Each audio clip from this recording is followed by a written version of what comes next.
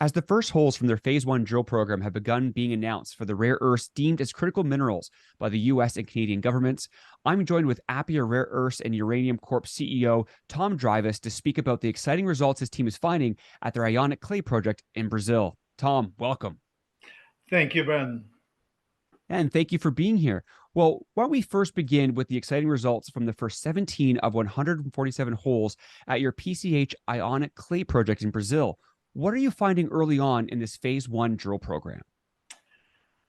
We're very excited with these results from the 17 first drill holes of 100 out of RC, reverse circulation holes out of 147 drill holes. What we see is we knew there was mineralization there, but we just found out that the mineralization is very consistent, very good grades. And the other, we knew because there was some auger holes done before, drill holes, that they had indicated mineralization over 7-8 meters. Now with this, with the reverse circulation drilling, we found out that we have doubled the width or the depth of the mineralization. So the average is about 13 meters, and the grades are over 1,500 parts per million rare earths, which is excellent grades over the average grade of average width of the 13 meters. And within that, there is a very good section, which is double the grades of that. So very, very excited to see that. And it's also very excited to see over the 17 first holes, which is the grades being very consistent, and then mineralization is widespread. So quite excited. Yeah, very. And it's even more exciting that's just the first 17. There's obviously many more still to come. So we're going to find out more about that in the near future. But rare earth elements, if we can just take a moment here, are garnering quite a bit of attention in the media recently. I would argue much more than in recent past. For those who may be new to your story, can you give a quick overview of this project and how it compares to other well-known international deposits, as you allude to in your news release? We're excited because this is a rare earths in ionic clay, which is basically easier to process, very environmental friendly, very low radioactivity. But more importantly is the grades are equal or better. The first from the 17 drill holes that we've seen, equal or better to other known deposits. For example, in the same area, in the same province, there's a deposit that is actually undergoing development right now. Their average grade is 1,200 parts per million. Our average grade so far is over 1,500 parts per million, and as I said, there's high grade within that.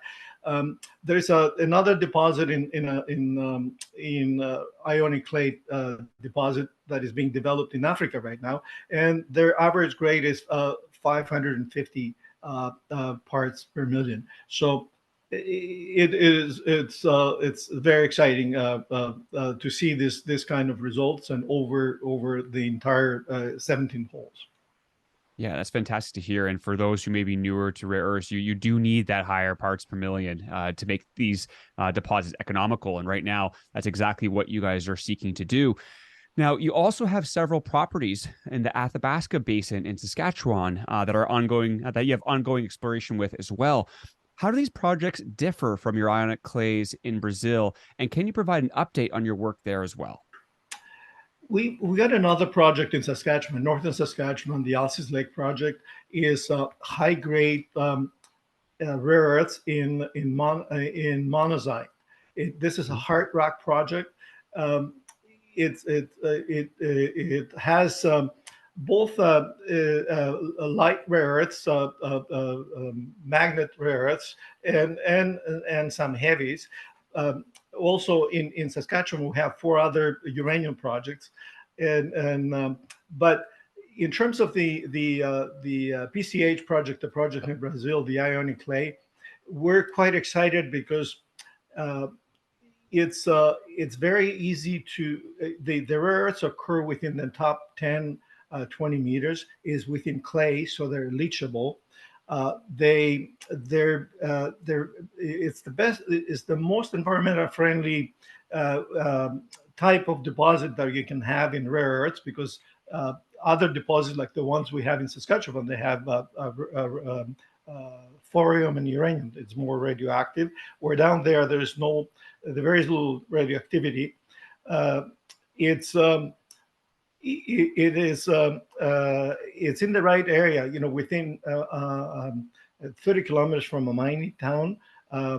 There's roads, there's power, there's electricity, and contains, more importantly, contains both heavies and light rare earths, Mhm. and uh, and that's very important because the heavies are not the not it's very hard to find heavies, the deposits with heavy rare earths. Like for example, China doesn't have a lot of heavy rare earths, Mhm. and this is all this magnet rich rare earths or magnetic rare earths, which is neodymium, praseodymium, usually, that are used for electric vehicle for building electric vehicle motors, basically the permanent magnets, and but also you need the heavies because you got to make those uh, uh, neodymium, praseodymium work within that the magnets. So it's it's very exciting because Appia, we have both. We have a high grade project in Saskatchewan uh, that is rich in magnet rare earths Yeah. and magnetic rare earths, and also in critical rare earths, basically.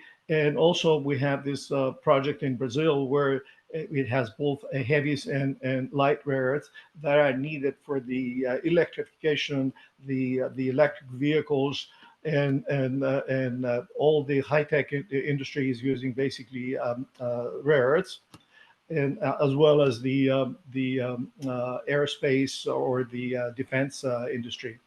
Yeah, and I'd like to focus on that for a second here as well, because I do find it interesting that you may be one of the only exploration companies that currently has the whole package of light and heavy rare earths that are needed to create the permanent magnets used in all EVs, just like you were speaking there.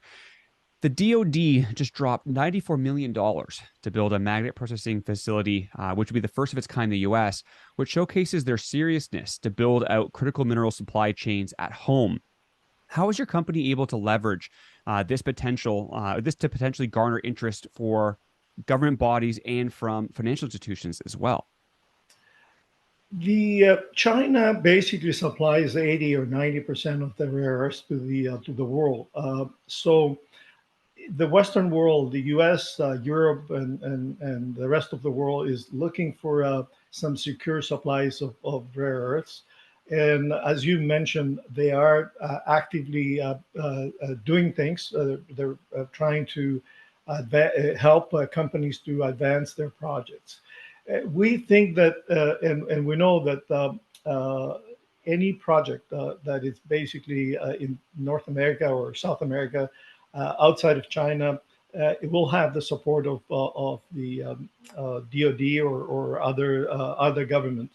To give you an example, in Saskatchewan, the Saskatchewan government has funded the Saskatchewan Research Council, and they're building the first processing plant in North America, and which is very exciting because on our Alces project in Saskatchewan, we don't have to build a processing plant.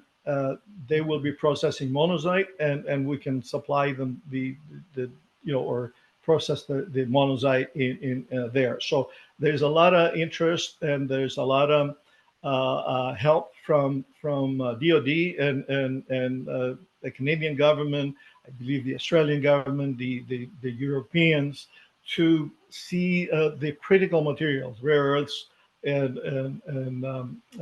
other critical materials being developed. So we think we're going to get a lot of help. Yeah, and that's fantastic to hear as well.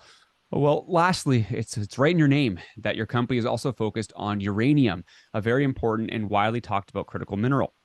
What is the current state of your uranium exploration at your various properties in Saskatchewan and Ontario? Appia started as I started Appia as a uranium company, and we have our first property was in Alces Lake, Ontario.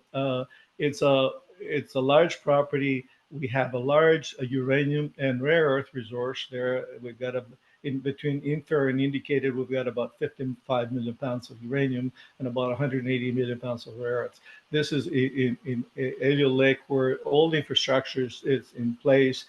7, 8 mines have produced over 350 million pounds of uranium. The grades are a bit on the lower end, but with the uranium price going up, and it's a valuable asset to have. We have a 43-on-1 resource there. Um, in addition to that, we've got 4 uranium properties in northern Saskatchewan, around the Athabasca Basin. We have done some work, and we're actually we're going to start continue with the exploration there. The what we're looking for there is we're looking for high grade uranium near infrastructure and near surface. So that's our model basically for the project in Saskatchewan. Now I have to say that in the last few years we've been concentrating more on the rare earth, and the market doesn't give us any credit on this uranium properties, but I think they're, especially with this uranium